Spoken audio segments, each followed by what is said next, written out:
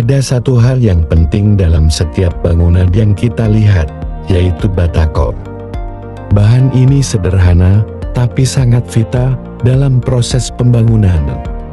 Kemudian bagaimana sebenarnya batako ini dibuat? Siapa yang terlibat dalam menciptakan produk ini yang selalu dibutuhkan dalam setiap pembangunan?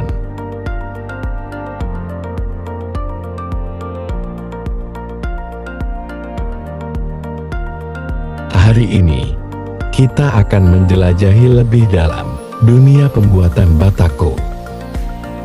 Melalui wawancara dengan seorang pengusaha yang sudah lama terjun di industri ini, kita akan belajar lebih banyak tentang perjalanan mereka, rintangan apa saja yang dihadapi, dan bagaimana bisnis ini terus berkembang untuk memenuhi permintaan pasar yang terus meningkat.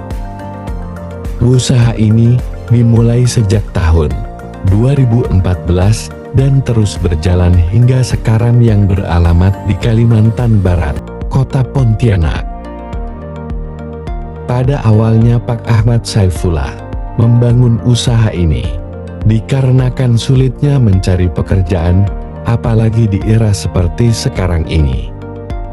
Setelah gagal dalam mencari pekerjaan di berbagai perusahaan, Pak Ahmad memutuskan untuk memulai sesuatu yang baru dengan melihat peluang di industri konstruksi, terutama dalam pembuatan batako. Pada awalnya, segalanya serba terbatas. Pak Ahmad hanya memiliki satu mesin untuk pencetakan batako untuk memulai produksinya.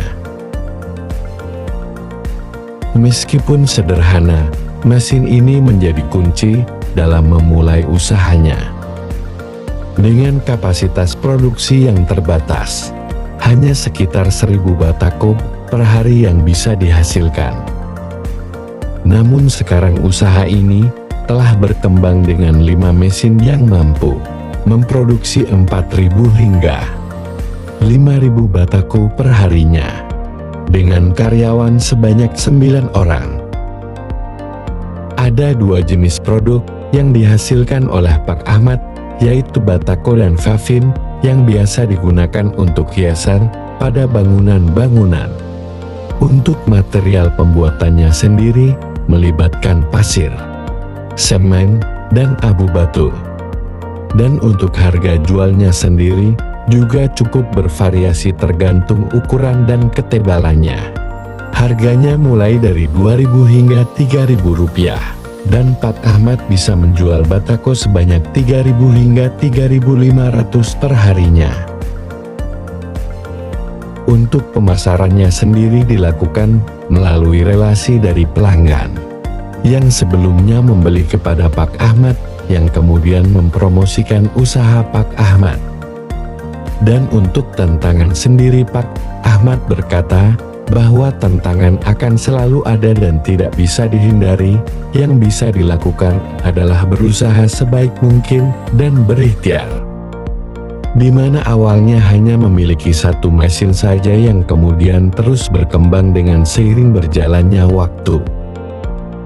Dalam menjalankan bisnis ini, Pak Ahmad selalu mengingatkan timnya untuk tidak menyerah, berusaha sebaik mungkin dalam menghadapi masalah dan setiap tantangan yang ada.